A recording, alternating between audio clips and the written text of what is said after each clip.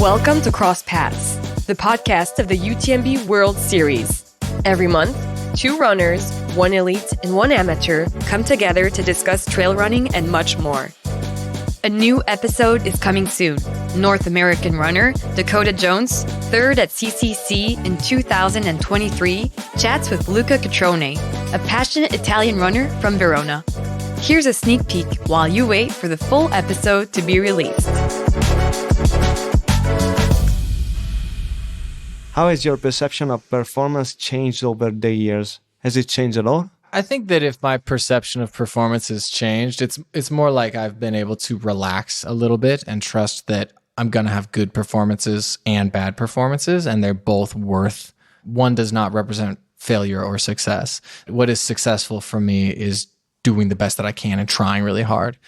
I like to run. I like to run outside. I like to run with other people, and I like to be competitive and push and be the best out there. You know, when I'm racing, I really want to race, and it's super fun to see how hard I can go and how fast I can go. And I'd like to win. Of course, who doesn't, you know? Yeah. I've always been competitive. I can feel the fire from Yeah, exactly. It's still there. From your eyes. A lot of people can feel that. And I think what's important to me is just not to let that fire for competition become more important than the love for the sport itself.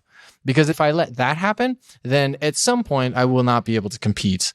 And if competition was all that mattered, then I would lose the sport entirely. Yeah. And so what's important to me is to really enjoy and embrace this racing. And at the same time, remember that what's really wonderful about this is that even on my bad days, I'm running an ultra marathon on trails with great people in these beautiful places. In Western States last year is a good example. I went out really hard. I pushed really hard at the front of the race for the first 65 miles. And then I spectacularly blew up. And I just basically like staggered the rest of the race. And I finished in like 19th place. But you know what? Like my bad day was 100 miles of running in 17 hours in a beautiful place with these incredible people.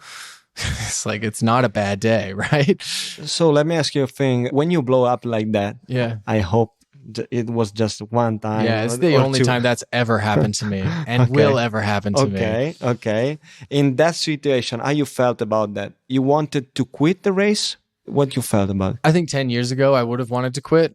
Okay. But now it's different. For me, it's like I know that people are watching. And I think that even though our sport is small, I do have some influence on the sport, and I want people to see that I do the best that I can, and even when I can't compete, I finish the race because I'm there to finish. I'm there to participate. There's so many people in the back of the race who will never be able to compete, but for them, finishing is just this huge accomplishment. And for me to just trivialize that experience and say it doesn't matter to me is if I can't win, I think that's pretty mean. However, if I'm hurt, if I'm going to actively injure myself, then of course I'll drop out.